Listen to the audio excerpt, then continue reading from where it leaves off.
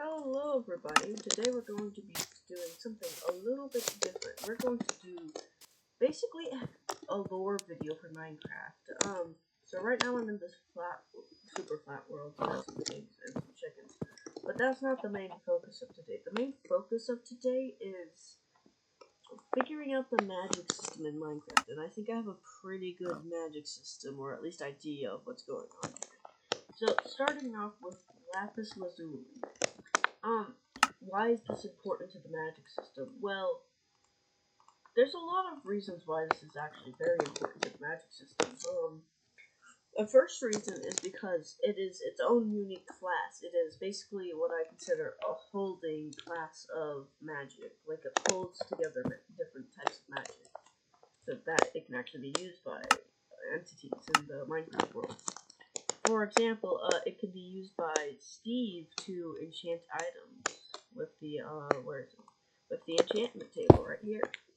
As you can see, you need lapis lazuli. You can only do stuff with the enchantment table if you have lapis lazuli. Otherwise, it's useless. You can't channel the magic. So that's the first class of magic, and basically, other uses for this class is with evokers. Let's see if I can get one. Yeah, evokers. Because they can summon vexes and the little fangs. It can also turn sheep red and from blue to red, I think, or the opposite way around. And how do they do that? How do they change an entity's appearance? Well, they do it with this next class of magic, XP. As you can see, XP is what I would like to think of as the life force of entities, because you kill most enemies, you get XP. If that's the case, then that means villagers are soulless, which we can argue about later. But basically, yeah. So this is like the life force for basically all mobs, and basically, they mix the lapis lazuli with the XP, or just basically any enchantments, and can enchant entities, like, for example, the sheep and the vex and stuff like that. But also the Ravager, because are you thinking that it does not look natural? It looks like they took one of their own kind and like morphed it into something else or something, like used a spell. So that's what I think is going on here. But now we get to another thing here. What is going on with the undead mobs? Like, for example, like, I don't know, just like even like a Zoglin. Like, what's going on? How is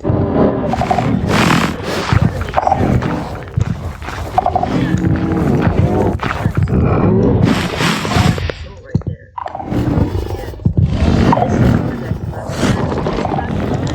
This is what I consider soul. Basically, entity did just now. Oh my god. But entity dies, and it is the XP life energy is converted to soul.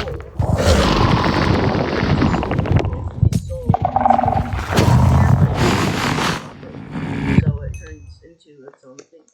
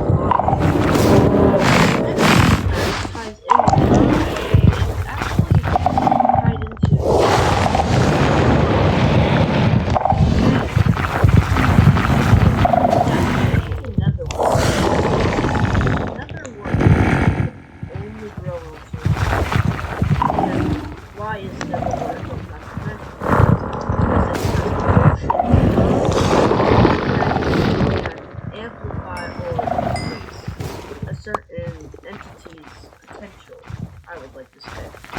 And basically, it channels soul. The netherworld actually channels soul in the soul of something else.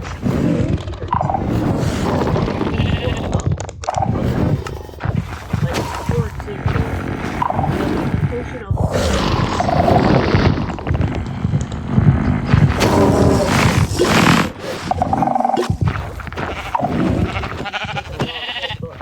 yeah. Now, what happens before like soul escapes and you can still hold on? Well, this is the newest form of magic. This is what I'd like to call a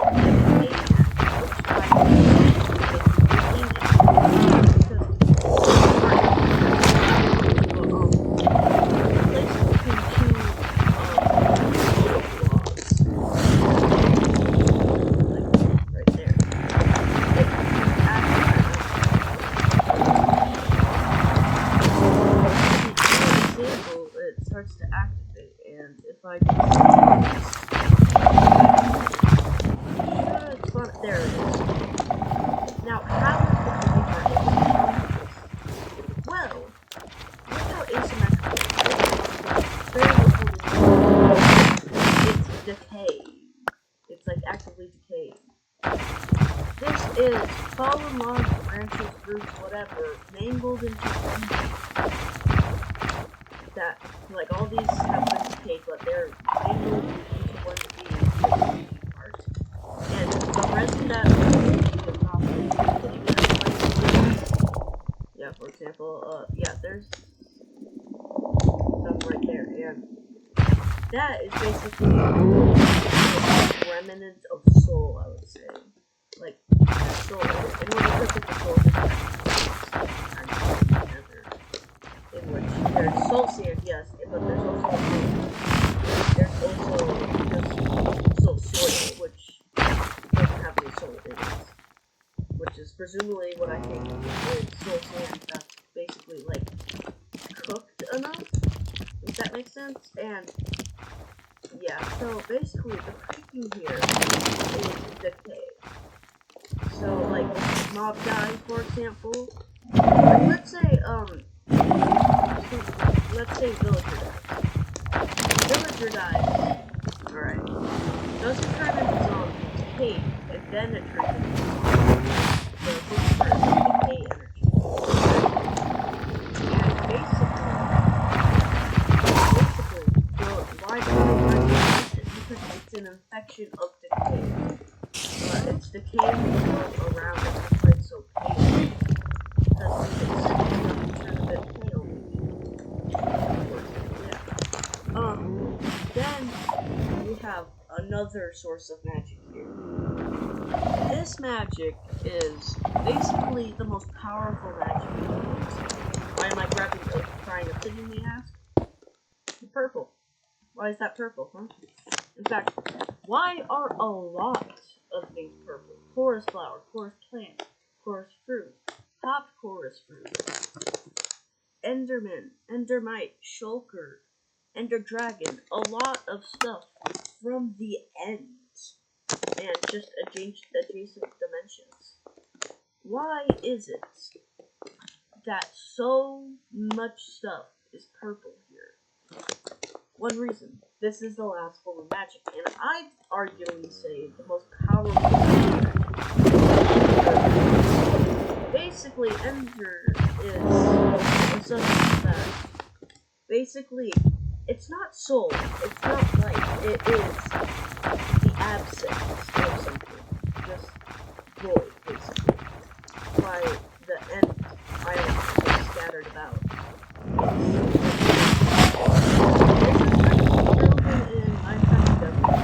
The Heart of Ender.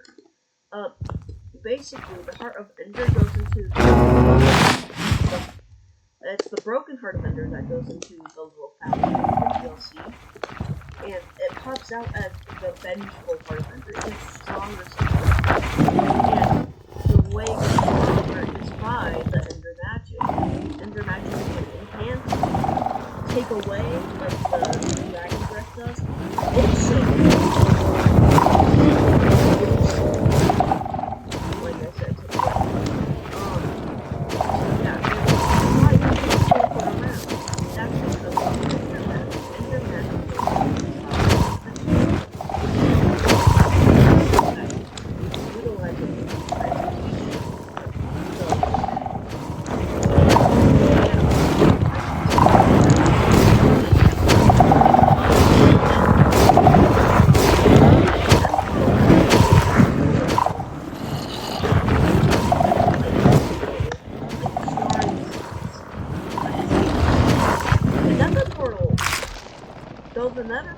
nether portal, is a purple spiral.